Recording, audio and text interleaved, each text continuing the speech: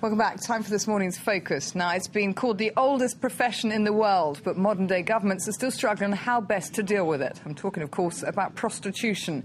Victims of sexual exploitation or workers who voluntarily choose to make their living from sexual services. Well, last month, the Spanish newspaper El País ran an exposé on the trade, showing graphic images of prostitutes engaging in sexual acts with their clients on the streets of Barcelona. Well, the effect was to reignite debate on the practice, which has seen a rapid growth across the whole country in the past few years.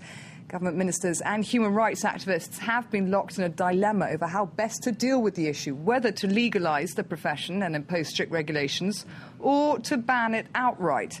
Now, the influx of immigrants has led to a massive growth of prostitution in Spain. Some researchers estimate up to 300,000 women are selling sex in flats, hostels, streets, parks, or in around 2,500 clubs.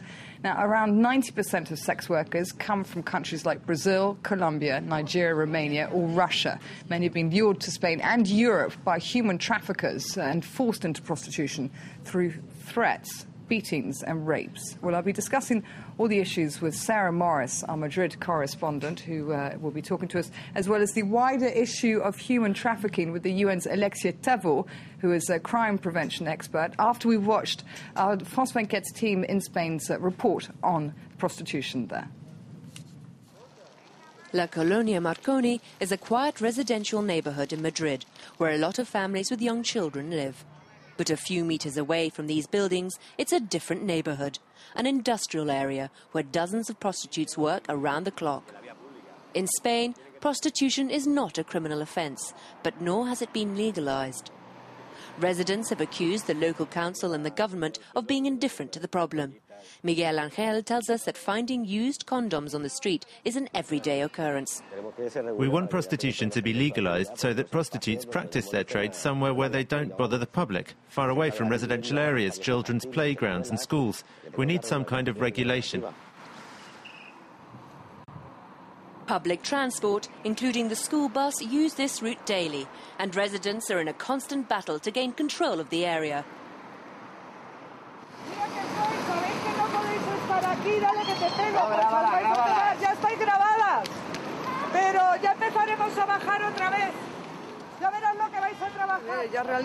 They're having sex in the street, and they're naked or half naked.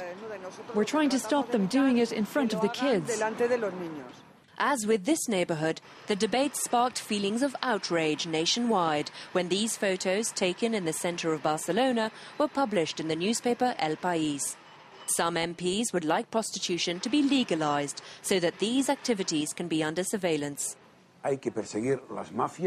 We have to prosecute the mafias, the human traffickers, and at the same time protect the rights of prostitutes who work for themselves. But Zapatero's government doesn't want to legalise an activity they consider a blatant exploitation of women. According to recent studies, 90% of prostitutes working in Spain are a direct result of human trafficking. Spain is the chosen destination for many women from Brazil, Paraguay, Nigeria and Romania.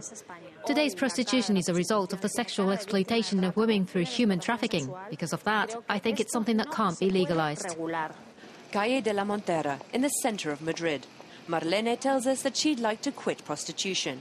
But until then, she's in favour of legalisation, as she could then defend herself from violent clients. It would be better for us because we'd have police protection and a safe place to work far from the city centre.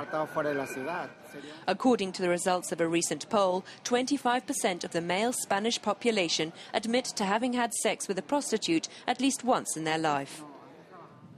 OK, well, that's the report then on prostitution in Spain. Let's go straight to our correspondent, Sarah Morris, who joins us now live from Madrid. Sarah, obviously that report focused very much on Spain.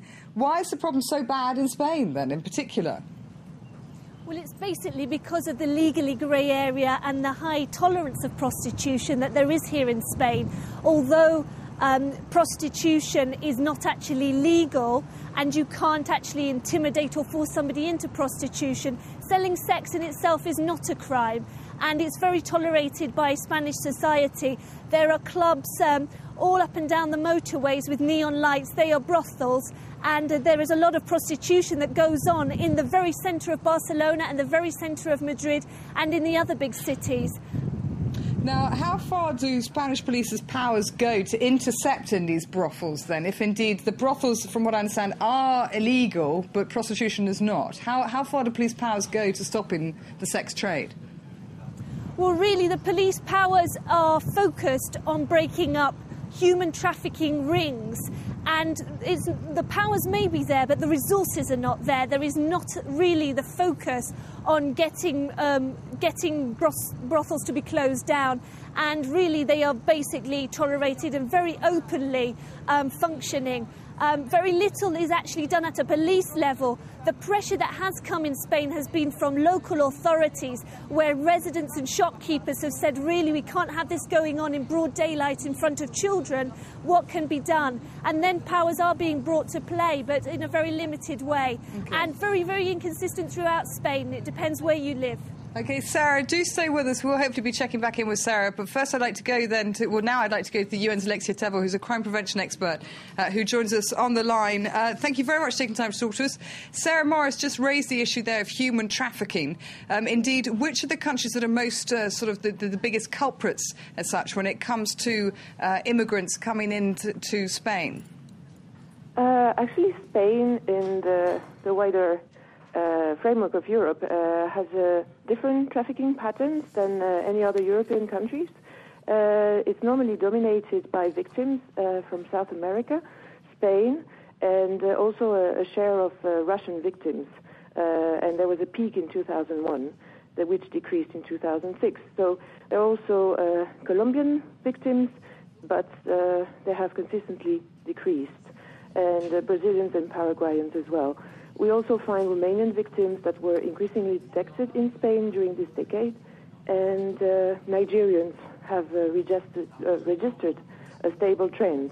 So in a way, in Europe, which is welcoming in a way the widest range of trafficking victims, Spain is affected in a special way. OK, now, meanwhile, obviously, Spain does have a problem with prostitution. I won't draw you in on the debates of whether prostitution should be legalised or banned. But in terms of the foreign citizens who are arrested in Spain, what rights do they have? I mean, indeed, can they sort of report brothels? Can they report if they're victims to pimps, for example?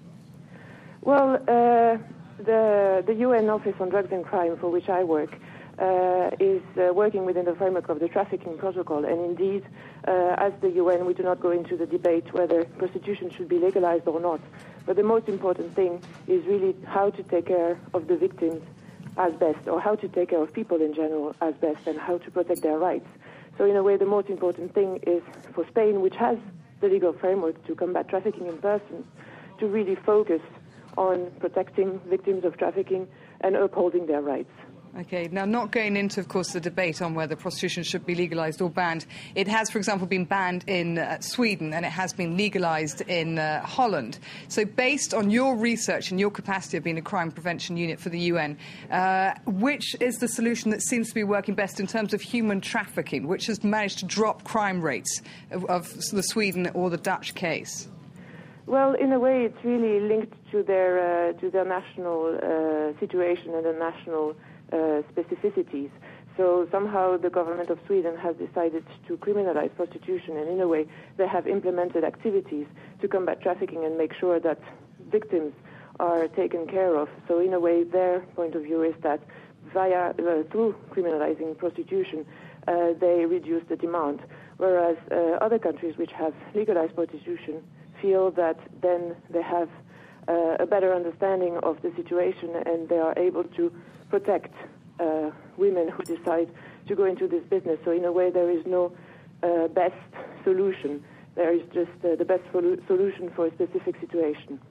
Okay, Alexia Tevel from the United Nations Office of Drugs on Drugs and Crime. Thank you very much for taking time to talk to us at France 24, and also thank you very much, Sarah Morris, talking to us there from Madrid. That wraps up this morning's Focus. Do stay tuned. News on its way.